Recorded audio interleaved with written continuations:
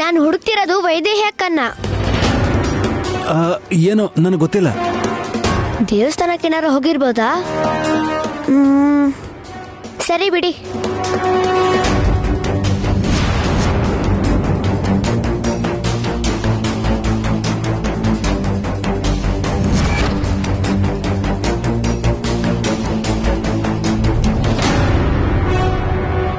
ಹೌದು,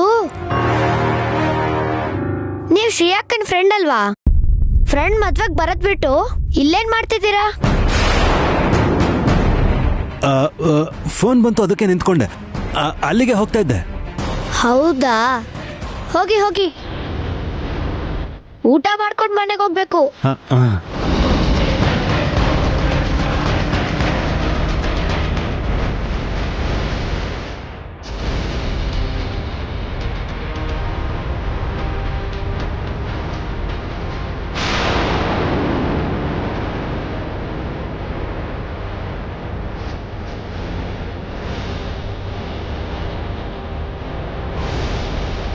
ವೈದೇಹಿ ಅಕ್ಕನ ಹುಡುಕ್ತಾ ಇದ್ದೀನಿ ಅಂತಾನಲ್ಲ.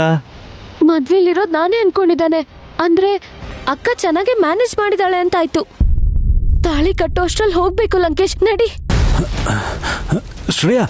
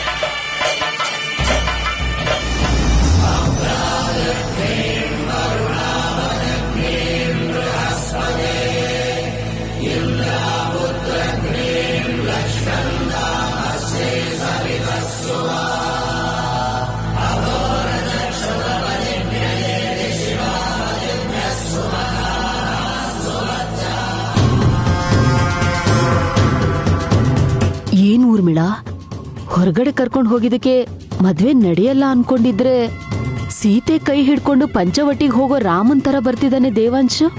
ಆ ಹುಡ್ಗಿ ಯಾರೋ ಏನೋ ಗೊತ್ತಿಲ್ಲ, ಆದ್ರೆ ಚೆನ್ನಾಗ್ ಮ್ಯಾನೇಜ್ ಮಾಡ್ತಿದ್ದಾಳೆ. ಅಲ್ಲಿ ಶ್ರೇಯ ತಪ್ಪಿಸ್ಕೊಂಡಿದ್ದಾಳೆ. ಅವಳು ಇಲ್ಲಿಗೆ ಬರೋಷ್ಟ್ರಲ್ಲಿ ಎಲ್ ಮದ್ವೆ ಮುಗ್ದಿದ್ರೆ ಆಗಿರುತ್ತೆ ಒಳ್ಳೆ ಮಜಾ.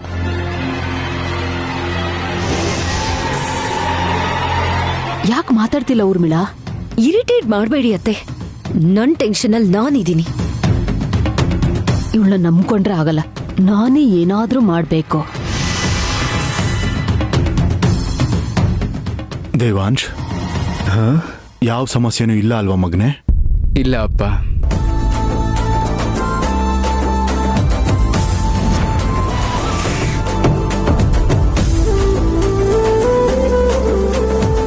ನನ್ನ ತಮ್ಮ ಹುಡುಗಿ ಕೈ ಹಿಡ್ಕೊಂಡು ಹಸೆ ಮನೆವರೆಗೂ ಕರ್ಕೊಂಡು ಬಂದಿದ್ದಾನೆ ಅಂದ್ರೆ ಬೇಗ ತಾಳಿ ಕಟ್ಟಿಸ್ಬೇಕು ಅಂತ ಅರ್ಥ ಅಪ್ಪ.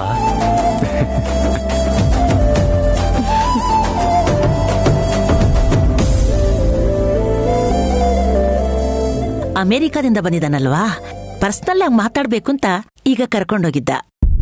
ತಪ್ಪು ತಿಳಿಬೇಡಿ ಜಾನಕಿರಾಮ್ ಅವರೇ. ಇಲ್ಲಮ್ಮ, ಎಲ್ಲಾನು ಮೊದಲೇ ಮಾತಾಡ್ಕೊಳ್ಳೋದು ಒಳ್ಳೇದು.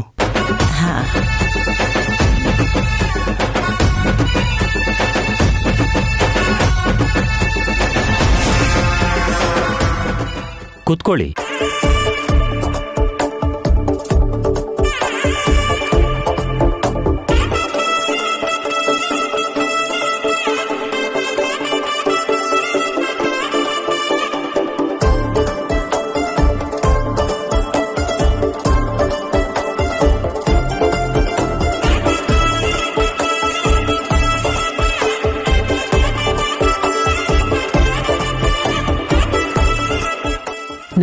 ಮಗಳು ಇನ್ನೂ ಬರ್ಲೇ ಇಲ್ವಲ್ಲ. ಇವರಿಬ್ರು ಮಾತಾಡ್ಕೊಂಡ್ ಬರೋಷ್ಟ್ರಲ್ಲಿ ಅವಳು ಬರ್ತಾಳೆ ಅಂತ ಅನ್ಕೊಂಡಿದ್ದೆ. ಆದ್ರೆ ಯಾಕೋ ಶ್ರೇಯಾ ಎಷ್ಟೊತ್ತಾದ್ರೂ ವಾಪಸ್ ಬಂದಿಲ್ವಲ್ಲ. ಅಪ್ಪ ಶ್ರೀರಾಮಚಂದ್ರ, ಮದುವೆ ಮುಹೂರ್ತ ಹತ್ರ ಬರ್ತಾ ಇದೆ.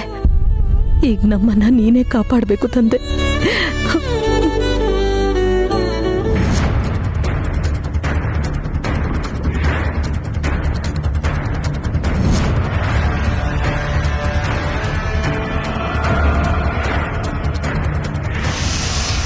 ದೇವಾಂಶ್, ಕುಂಕುಮ ಹಚ್ಚೋ.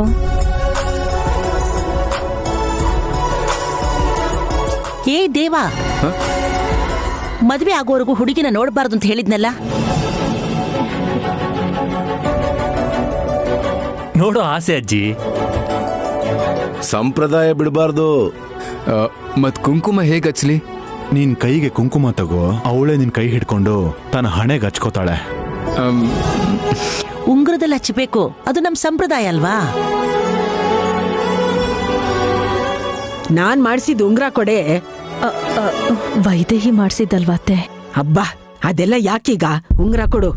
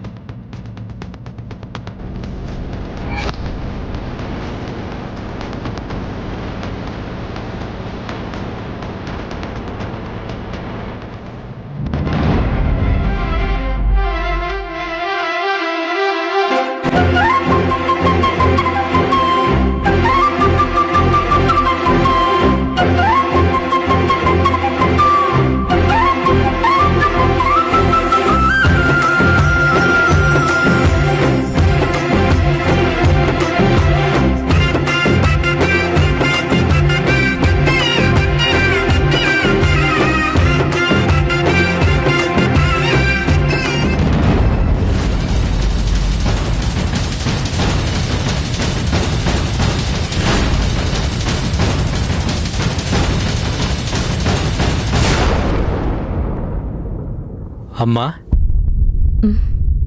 ಮದುವೆಗೆ ಬಂದಿರೋರ ಹತ್ರ ಆಶೀರ್ವಾದ ತಗೊಳ್ಳಿ.